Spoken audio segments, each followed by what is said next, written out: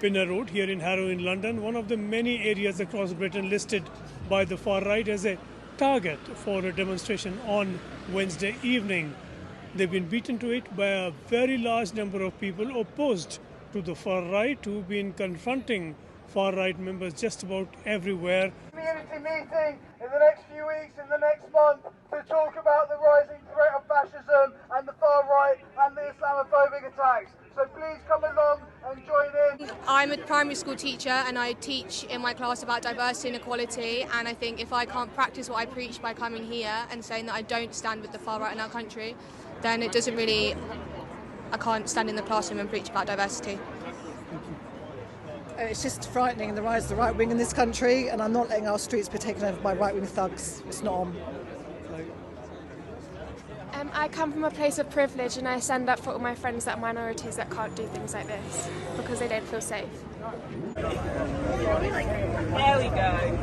Yeah. Refugees are welcome here. Say it loud, say it clear. Refugees are welcome here. This counter-demonstration against the far right became in part a demonstration in support of Palestine with a very substantial Muslim presence. A fellow demonstrator, falsely suspected of being a far right supporter, had to be escorted away. Allahu Akbar! Allahu Akbar! Allahu Akbar! Allahu Akbar! Allahu Akbar! Allahu Akbar! A number of Muslim youngsters had come clearly prepared to take on any aggression from far-right members. Tensions over a possible clash had built up all day. Consider what just the threat of violence has done here in Harrow. Just about everything shut down, shutters down across all the shops, and this normally is a thriving, buzzing area of Harrow. Lots of shops here, lots of offices, and everything closed. Just the occasional straggler passing by. It's looking like a ghost town, this part of Harrow. Most people are just giving this whole area a miss.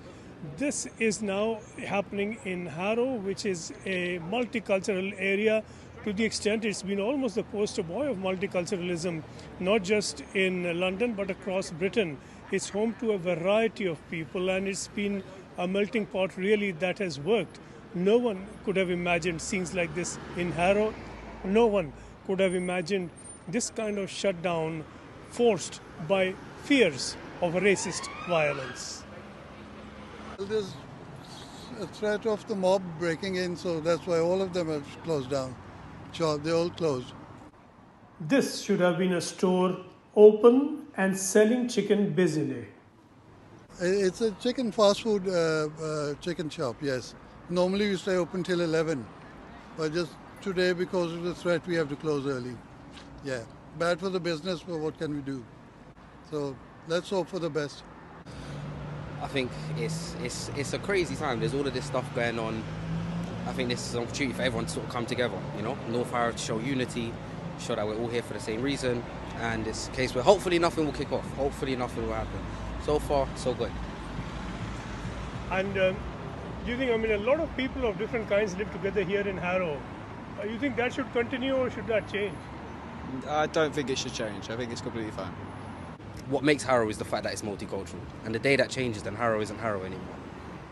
This group has prevailed today, as they have at some places. But that's not to say that the far right is done yet.